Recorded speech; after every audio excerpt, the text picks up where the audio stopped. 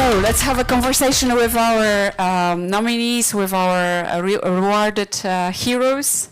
So here is Carolina and Anya. I will not pretend that we don't know each other, so let's use the first names. And I have a honor to met you before and know you. Should I sit here or here? Whenever it's comfortable. Okay. I think we are, Rupa said this is more informal. I will put our awards, they're going to have their own seats. So, continuing your speech, actually, I was listening to you, and I know what you do, and I am grateful as a woman living in Poland, having a family, having a sister, she's having a daughter. You know, looking at kids who are getting their basic knowledge from internet, from pornographic side, that there are, you know, so many diseases, so many disturbances, so many psychological problems because of that, and you stepped in. So I just wanted to start with what you do in Sexed, and because people maybe here don't know what reach you have and what tools you use, because mostly you use very simple tools, the internet, the social media. Yes, not only, but I'm thinking how to start because there's so much to say. We could sit here for hours. Maybe I'll start with how I was interested in the subject and how I started sexedpl. So 7 years ago, around 7-8 years ago, I was part of protests that were happening all around Poland in regards to reproductive rights, to be concrete in regards to abortion. Abortion is illegal in Poland, and the government back then was trying to take one of the 3 exceptions away from for illegal abortion. They actually managed to do that.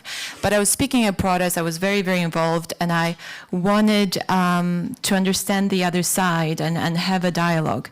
And it was a huge surprise to me that people that were against abortion were also against sexuality education, which to me is illogical because that's the only way to prevent unwanted pregnancies.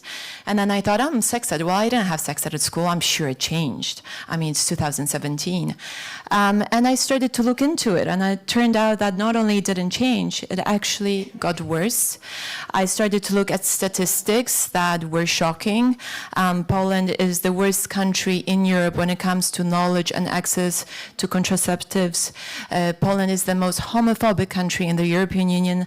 Less than 50% of 18-year-olds can answer basic questions about the reproductive system. Like? And then I started speaking to psychologists and sexologists. And again, not shock, but a lesson of my life. I just realized what a huge impact comprehensive sexuality education has on our life, on our emotional, psychological, physical development, how it can keep us safe. And it just blew my mind, and I decided, like I said earlier, I have to do something about it, about that stigma, about that taboo. And the first campaign launched, sexedpl, which was Let's Talk About Sex, that became very, very, very successful in Poland. But when I was creating the campaign, I was quite naive. I thought I'm going to shine light on this problem and shine light, on the necessity, and everyone will see it and everything will change. Of course, that did not happen, and I realized that for actual change to happen, I have to build a foundation that works on the daily, that supports people, and that shift will happen over time. So now, fast forward 7 years later, sexedpl is a platform with immense impact. We became a source of truthful, agenda-free information and a support system. We do workshops online, offline, for teenagers, for adults, for parents. We are starting to work slowly with policymakers. Hopefully something will change Publishing there. Books. Yes, we published 2 books, both bestsellers. We provide free and anonymous consultations with experts such as gynecologists, urologists, psychologists. We also have an anti-abuse helpline that works every single day. We work with the police. We are starting to consult for the Ministry of Education, for the Ministry of Health. We have created a program that is being introduced right now, currently, into schools. It's a program around HPV vaccinations, which again is very important in a country because 5 women every single day lose their life because of cervical cancer. 7 women daily find out that they have cervical cancer. And I'm sure I forgot about a few things, but it's what you mentioned, actually, internet. We are very present on all social platforms. It's extremely important because this has become the main source of information and education nowadays. Our reach is over 80 million impressions a month, which is insane, considering that we publish educational content. It's not a girl dancing, it's not, well, we try to keep it entertaining. We are very positive and colorful and we go with the trends, but it's all very, very educational. So the reach, the impact is incredible. And I do see a shift happening. And I think it's happening because, well, you know, yes, a part of it is sex ed.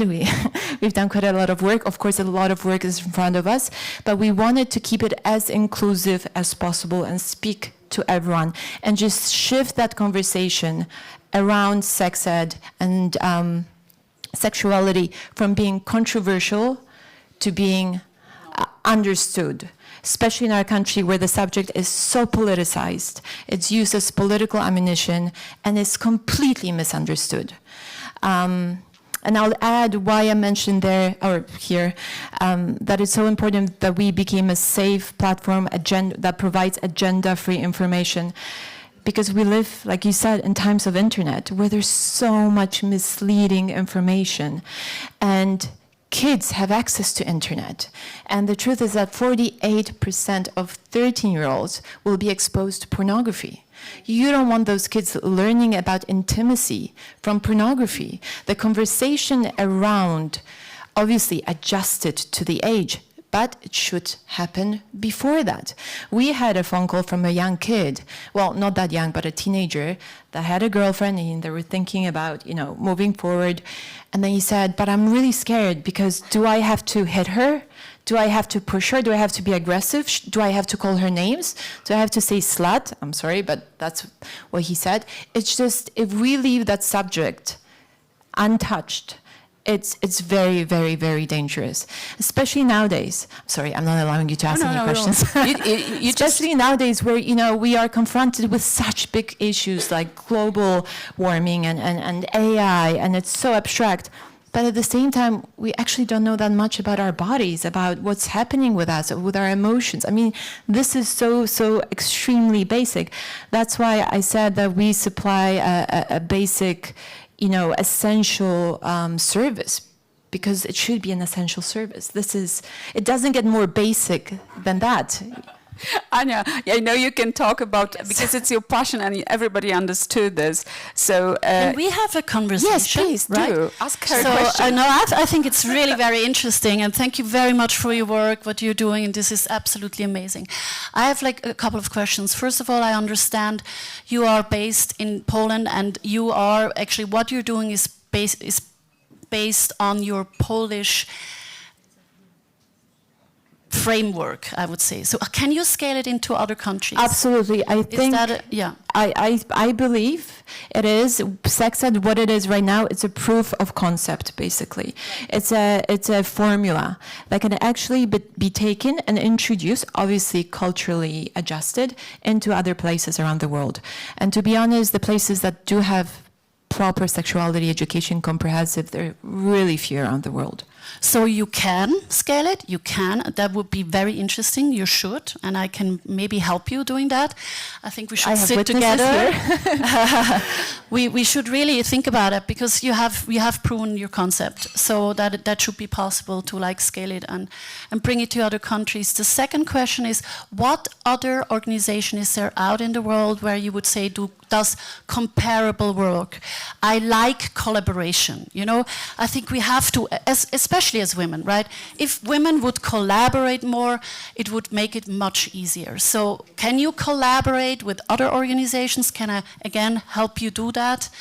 So you can become faster, more important, you know, really scale it up in the world? Thank you so much. That's very kind. And yes, I think collaboration is the way forward. And we're very, very open to collaboration. It would be amazing to start, like you said, work with NGOs in other countries and show what we have done and actually build it together, because we need people in the country that understand the country culturally, that can bring in the right people to support the cause. I am currently speaking to an NGO in Paris that does Friends to maybe start the conversation there, but it's still just the very beginning. But that's exactly how we do it.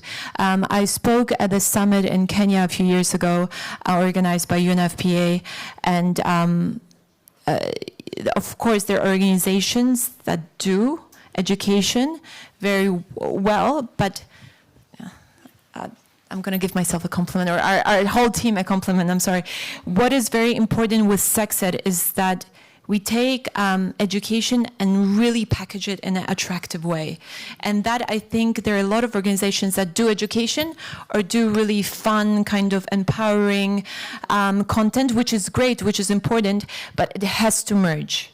Yes, right. And we would love to share know-how. We would love to have share know-how. Is there a platform, for example, an international platform? I don't know if you know that McKinsey just came out with a very interesting study about women's health.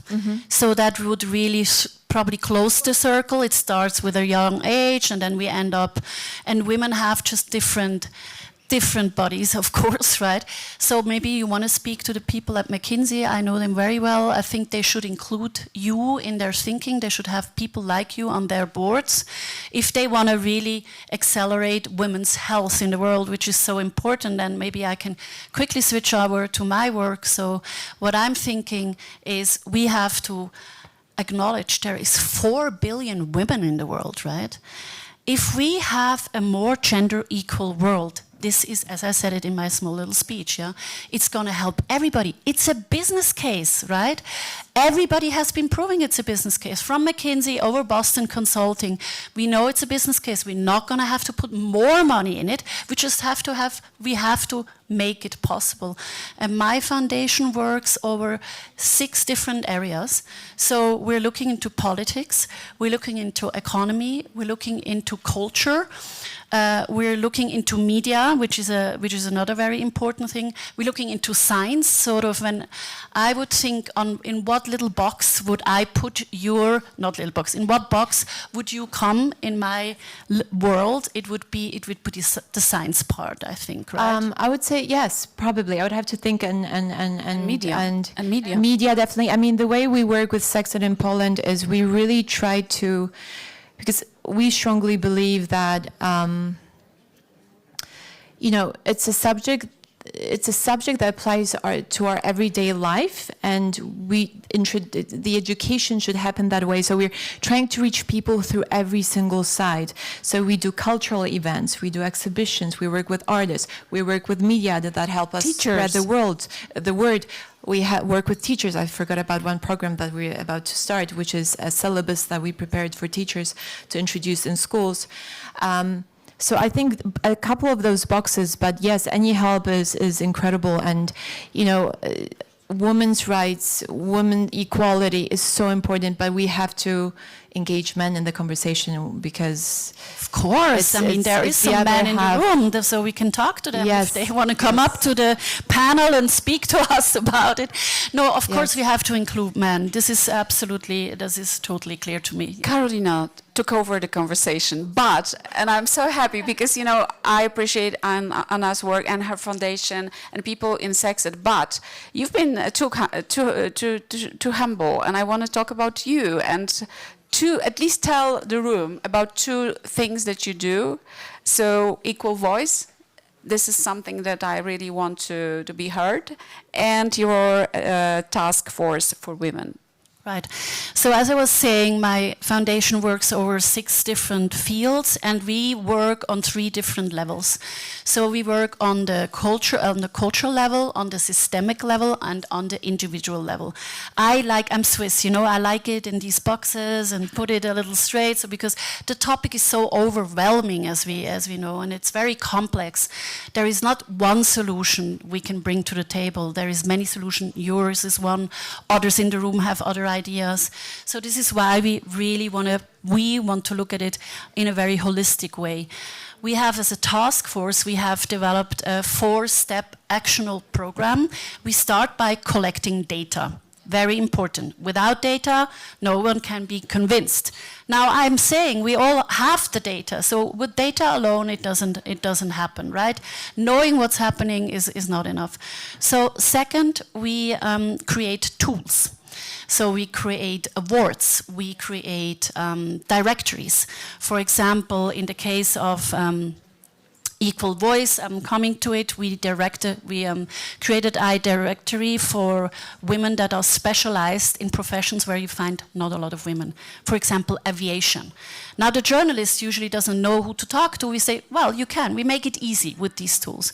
Third of all, we have panel workshops. We do a lot of congresses. We have, to create network in one place, and of course, network around, but make the world understand that this is a problem. And then third of all, we communicate through all of the channels, all of the media channels. We just created our own podcast, which is a fun project because you cannot always cry in this topic. So we just had someone talking about sex, actually. It was very interesting. We can invite you to our podcast. I would love you to be there. So this is what we do. Now, this is my foundation. The task force is a spin-off of my foundation. We want it to be faster, more efficient, and so forth. And then I sit on a couple of boards of other foundations, one of which is Equal Voice that we mentioned before. And Equal Voice is a partner. And it has a huge reach. It has an incredible reach. So what is Equal Voice about? The root problem we have in media is that 80% of all the article and media products out there are about men. 80, right? So we want to change that. So we created an algorithm that gives the journalist the possibility to, at each day, every hour and minute, he can press or she can press and see how many women do we have portrayed today. Now, if they have none, then we gave them the tool of the directory, of the list, of the expert list. So he cannot or she cannot say, I'm not finding a pilot to talk to me about aviation. So this is what Equal Voice does, and we we're also having a conference once a year. This is great to spread the news. We're trying to onboard a lot of other media companies. Annabella, the founder, is actually doing an incredible work there. And we think we have to spread the news. We cannot change it from today to tomorrow, but there is so many possibilities to change the world and make it a better place and include these 4 billion women out there. Please help us do that. It's just going to be more fun as well. I like to be in a room with men and girls, right? Or men and women, sorry. I think it's I like girls, just, it's fine. Yeah. No, so maybe we start by being nice with each other. Someone said that today on a panel.